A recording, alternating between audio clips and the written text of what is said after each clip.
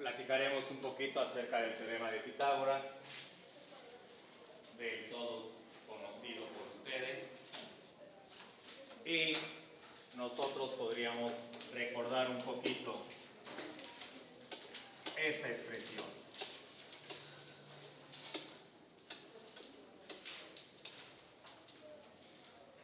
¿Qué significará esa expresión? He puesto x cuadrada más y cuadrada igual a r cuadrada. Dice su compañera, la suma de dos catetos igual a la hipotenusa. Pero ahí no veo que nada más exista una suma. Existe la suma de los cuadrados de dos valores, que es igual al cuadrado de otro más. X cuadrada más y cuadrada igual a r cuadrada. Si ustedes recuerdan, esta estructura de esta expresión es muy parecida a otra que ustedes conocen, que dice h cuadrada igual a c cuadrada más c cuadrada. ¿Se parecen las dos expresiones? ¿Son exactamente iguales? Lo único que cambian son las letras, ¿verdad? Lo único que cambia es la posición. Pero las dos expresiones significan lo mismo. Tal vez a algunos de ustedes les enseñaron que a cuadrada es igual a b cuadrada más c cuadrada. O tal vez que c cuadrada era igual a cuadrada más b cuadrada. Observen ustedes que hay varias formas de escribir el mismo concepto. El teorema de Pitágoras. ¿Qué nos dice el teorema de Pitágoras?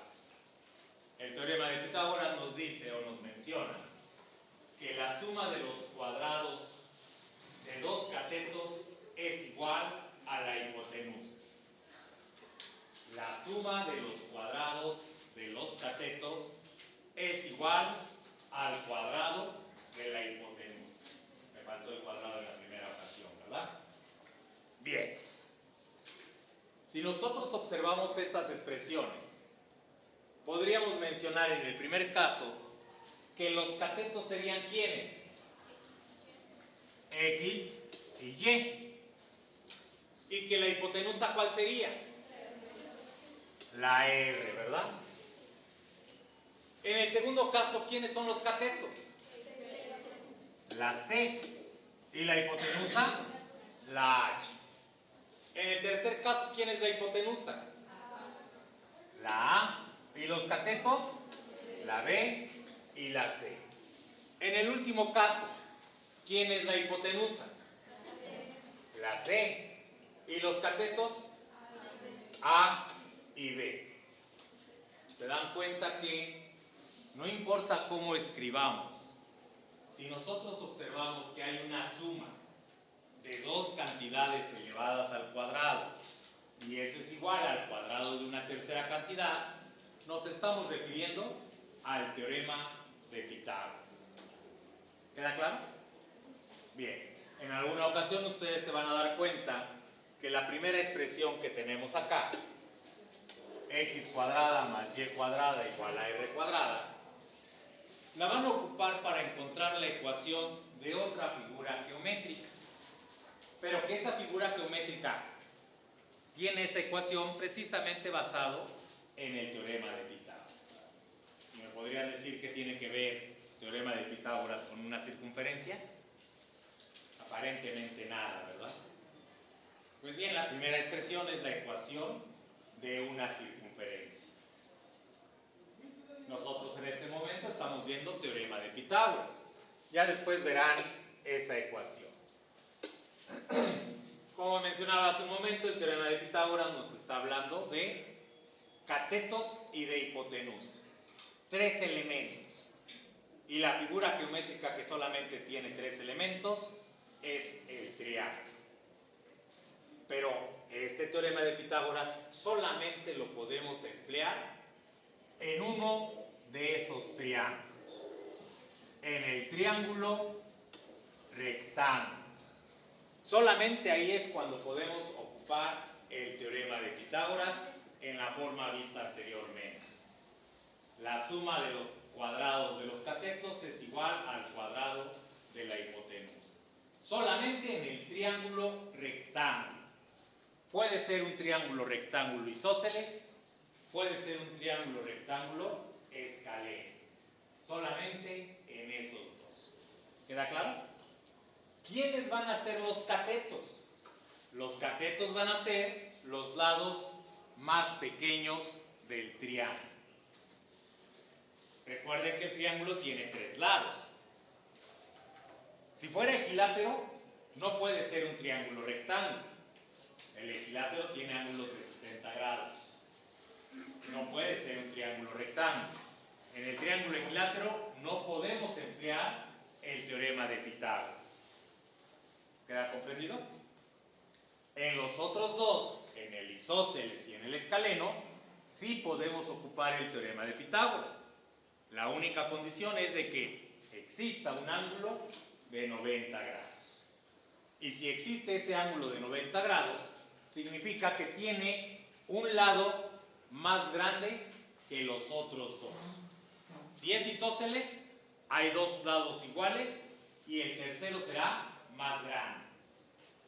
Si es escaleno, hay 2 lados más pequeños y uno más grande. Los dos pequeños o iguales son los catetos. Los catetos son los que forman el ángulo de 90 grados. El lado más grande es la hipotenusa. Es fundamental que nosotros recordemos esto, porque luego de repente olvidamos algunas cosas y queremos aplicar el teorema de Pitágoras para todos los triángulos. Y no es posible en la forma que estamos viendo.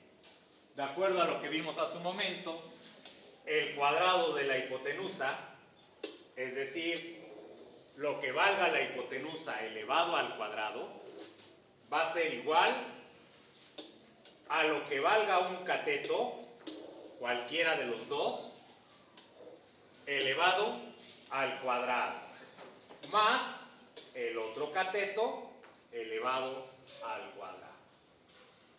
Se tiene que cumplir esta igualdad si estamos hablando de un triángulo rectángulo. Si hablamos de cualquier otro tipo de triángulo, así no podemos aplicar el teorema de Pitágoras. ¿Queda claro? Bien. Volviendo a las expresiones anteriores. Si yo me encontraba o me encontrase con una expresión que diga a cuadrada igual a b cuadrada menos c cuadrada, ¿esto representará el teorema de Pitágoras? Sí. Pero aquí hay que tener cuidado. ¿Quién será la hipotenusa? La hipotenusa es b. Si ustedes despejan b, este cateto pasará su mano. Y entonces nos quedará escrito como a cuadrada más c cuadrada igual a b cuadrada. Y si ustedes observan, esta estructura es la misma que las otras que hemos escrito. La suma de los cuadrados de dos catetos es igual al cuadrado de la hipotenusa. ¿Queda claro? No siempre nos vamos a encontrar el teorema de Pitágoras escrito con signos positivos. Posiblemente la podemos ver con signos negativos. O con un signo negativo. ¿Queda claro? Ejemplo. Si tenemos un triángulo rectángulo cuyos lados valgan 5,